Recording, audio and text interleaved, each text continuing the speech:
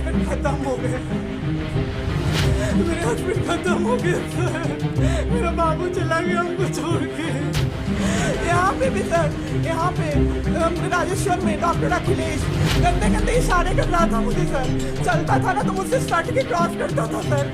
मैं इग्नोर कर देती थी कि मेरा हस्बैंड है यहाँ पे, वरना अगर बाहर होता चप्पल खोल के मैं मारती तरह से इंसान को। वहाँ पे मायागंज हॉस्पिटल में डॉक्टर, कोई भी डॉक्टर नहीं आता है, कोई सीनियर डॉक्टर नहीं, जूनियर डॉक्टर नहीं, और पेशेंट की सिर्फ एंट्री कर देते हैं।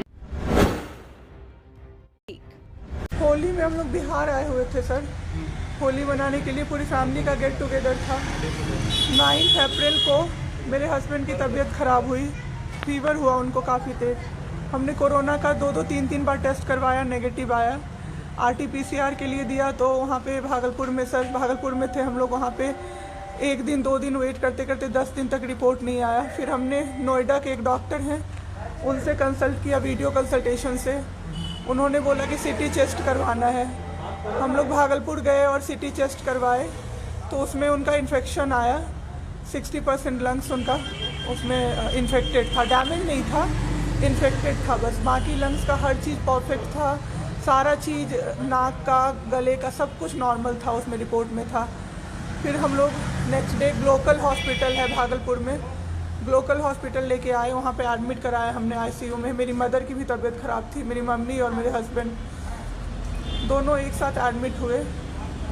वहाँ पे इतनी लापरवाही हुई उनके साथ, इतनी लापरवाही हुई।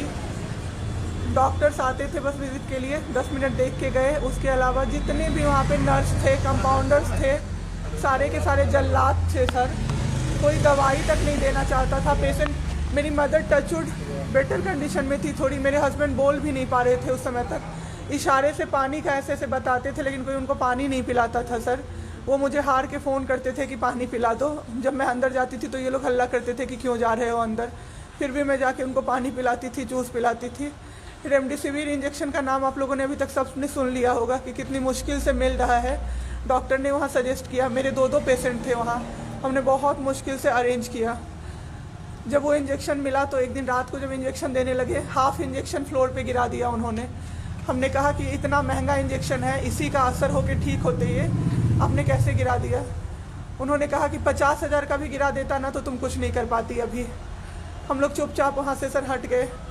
थोड़ी देर बाद वहाँ पे मेरे हस्बैंड को मैंने देखा कि उन्होंने 2-3 बार पॉटी किया था, यूरिन पास किया था, कोई क्लीन करने नहीं आ रहा था सर। 6 घंटे से वो उसी गंदगी पे पड़े हुए थे।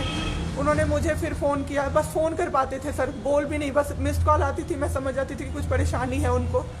जब मैं गई तो मैंने देखा पूरे गंदे बेड पे मेरे हस्बैंड 6 फीट 2 इंच के सर, पूरे गंदे पे वो सोए हुए थे सर। मैंने ज़बरदस्ती सबको बुलाया। एक आदमी था ज्योति कुमार करके, ज्योति कुमार, सब लोग ध्यान से इसको कवर कीजिए। ज्योति कुमार एक कंपाउंडर था वहाँ पे। कौन सा हॉस्पिटल का? Glocal hospital Bhagalpur. Jyoti Kumar compounder है वहाँ का, मतलब जो अटेंडेंट सब होते हैं ना वो है, लड़की नहीं है, लड़का है ज्योति कुमार। उसको मैंने रिक्वेस्ट किया कि भैया प्लीज़ आप मेरे हस्बैंड की मदद कर दीजिए, रात में ये लोग रुकने नहीं दे रहे हैं मुझे अपने पास, इनके पास। उसने बोला ठीक है ज़रूर मदद करूँगा, ये कह के, और मैं अपने हस्बैंड से बात करने लगी। इशारे से ही वो बात कर रहे थे, मैं बोल रही थी। अचानक से मेरा दुपट्टा खिंचाया बहुत ज़ोर से। मैंने सोचा क्या हो रहा है, जब मैंने पीछे मुड़ी तो मेरे कमर पे उस आदमी का हाथ था और मेरा दुपट्टा वो ज्योति कुमार खींच रहा था। मेरी माँ पीछे से चिल्लाई, मेरे हस्बैंड ऐसे ऐसे होने लगे, पूरा पसीना उनको चल गया, कुछ बोल नहीं पा रहे थे वो। जब हम लोग ठीक थे ना, मैं बाहर निकलती थी ना, कोई मुझे ऐसे देखता था ना नॉर्मली ही तो कहते थे आँख निकाल लूँगा, क्या सोच के इसको देख रहे हो। और मेरे हस्बैंड उस दिन बेड पे पड़े हुए देखते रहे कि मेरी वाइफ का कोई दुपट्टा खींच रहा है। और जब मैंने उस आदमी को देखा ना तो वो मुस्कुरा रहा था। मैंने ऐसे दुपट्टा खींचा और मैं कुछ नहीं बोल पाई, डर से कि मेरे हस्बैंड यहाँ पे है, मेरी माँ यहाँ पे है, ये लोग कुछ कर देगा, इस डर से मैं कुछ नहीं बाहर निकली। मैं बाहर निकल के मैं दम से बैठ गई। वो आदमी मेरे पास फिर आया, मुस्कुरा के बोला मैं ध्यान रखूँगा। मैंने बोला ठीक है भैया आप ध्यान रखना। मैंने कुछ नहीं बोला उसको, कुछ भी नहीं। 2-3 दिन बाद ऐसे ही कोई सुविधा नहीं, कुछ नहीं। मेरे हस्बैंड की तबीयत उस दिन से बिगड़ी जब रात के 2 बजे में मेरी मदर के बगल वाले बेड पे एक अंकल, मास्क उनका हट गया था और वो अंकल चिल्ला के नर्स को बुला रहे थे और मेरी मम्मी चिल्ला रही थी जल्दी आइए ये मर जाएंगे, जल्दी आइए ये मर जाएंगे। कोई नहीं आया और अंकल ने दम तोड़ दिया। ऐसे 3-4 लोग उस 2-3 दिन के अंदर दम तोड़े हैं बिना केयर के। बिना नर्स के आए। सारी नर्स टेबल कुर्सी लगा के सो जाती थी, कहती थी पागल हो गए हैं हम ही, अब मर जाएंगे इस कोरोना के चक्कर में, अब तो क्यों जॉब कर रहे हो, छोड़ दो, आपकी जगह कोई और आ जाएगा।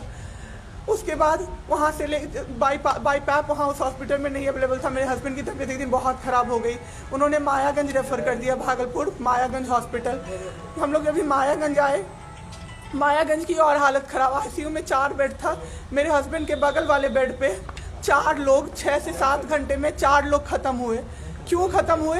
वो नर्स को बुला रहे थे, सिस्टर आ जाओ, दिक्कत हो रही है, दिक्कत हो रही है, और सिस्टर नहीं आती थी। एक अंकल तो बुलाते बुलाते उलट के गिर गए, पूरा सर फूट गया, ब्लड और मर गए वो अंकल वहीं पे।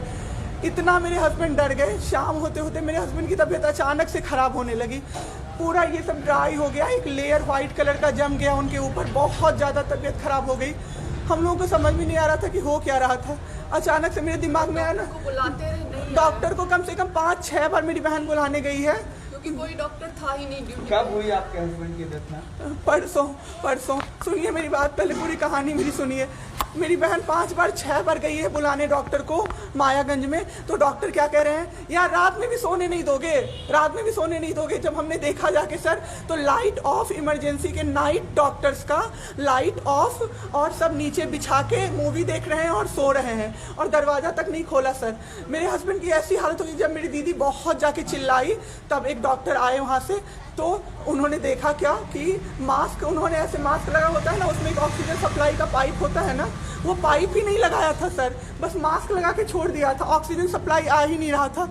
जब बहुत कम हो गया तब वो डॉक्टर आए और पाइप लगाया, मेरे हस्बैंड तुरंत में जिंदा हो गए। उसी दिन से उनके दिमाग में वो ऑक्सीजन की किल्लत का डर बैठ गया सर। बहुत 7 घंटे बिना ऑक्सीजन के रहे सर, लड़ते रहे।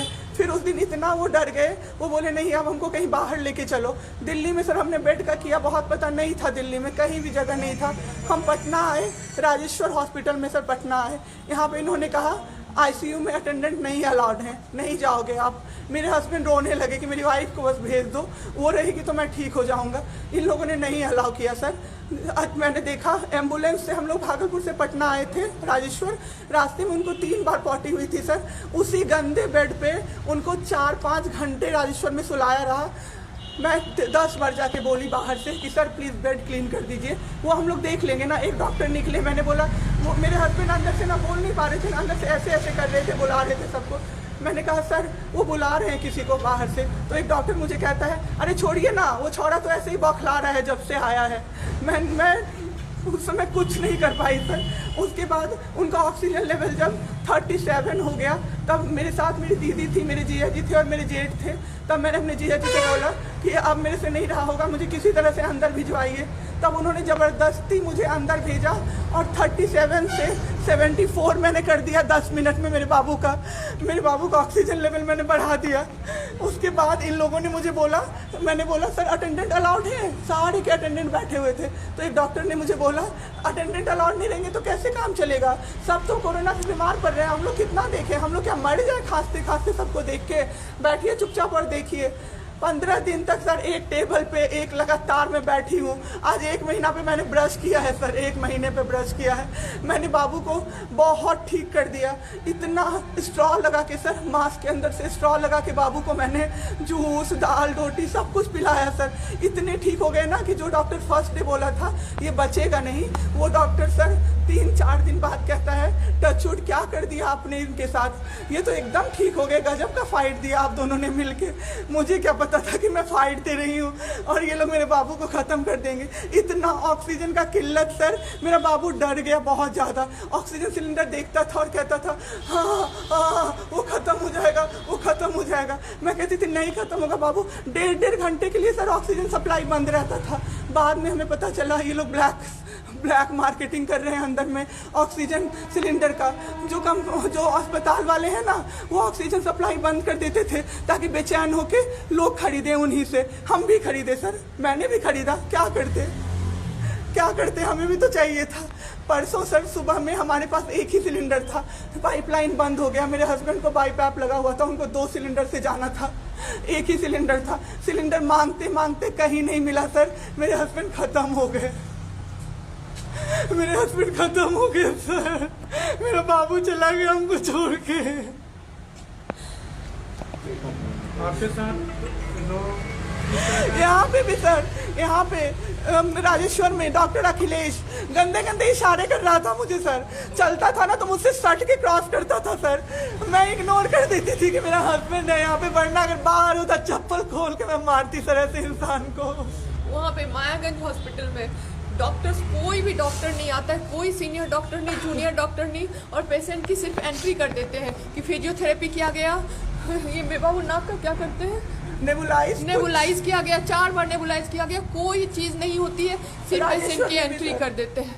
एंट्री सब किया हुआ रहता है कि ये बड़े डॉक्टर आए, ये बड़े डॉक्टर आए, उन्होंने पेशेंट को देखा, नेबुलाइज किया, फिजियोथेरेपी हुआ, पेशेंट को कुछ नहीं, मतलब सीपैप पे पड़ा हुआ पेशेंट, और उसको देखने के लिए 24 घंटे में कोई नर्स नहीं आती है। रूम बंद करके और सब सोते रहते हैं। दरवाजा ठकठकाइएगा तो चिल्ला के बोलेगी दूर भागो यहाँ से, कोरोना पेशेंट के यहाँ से आई हो, हम लोग अभी रात में नहीं आ सकते। हम लोग क्या मर जाए पेशेंट के लिए? कोई नहीं आता है, कोई नहीं आता है देखने के लिए किसी को। ये लोग पटना में हम लोग तो 26 तारीख को आए पटना। मैम आपके साथ जो ये सब हुआ, गलत हुआ, इसकी शिकायत आपने किसी को की है? अभी किसको करे सर? परसों तो मेरा बाबू गया है। परसों शाम अब क्या चाहती हैं सरकार से? क्या अभी सबसे पहले तो मैं चाहती हूँ कि सारे जगह ये, सबसे पहले तो मुझे कोई प्लेटफॉर्म मिले जिस पे मैं ये बोल सकूँ टीवी पे जाके, ताकि लोग बचें। अब जिसके साथ जो हो नहीं हो तो सेकेंडरी है।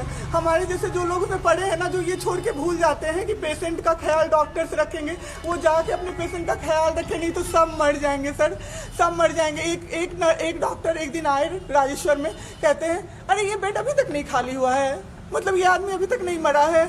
एक आदमी के बारे में आप सोचो सर जरा सा, आप सोचो सर जरा सा। मेरे हस्बैंड को वेंटिलेटर पे नहीं रखा सर, वो शायद बच जाते। और जब मेरी एक फ्रेंड है डॉक्टर, उसने बात की कि आपने वेंटिलेटर पे क्यों नहीं रखा, तो झूठ कह रहे हैं कि फैमिली वालों ने मना किया। हमें कोई सजेशन नहीं दिया, कोई सजेशन नहीं।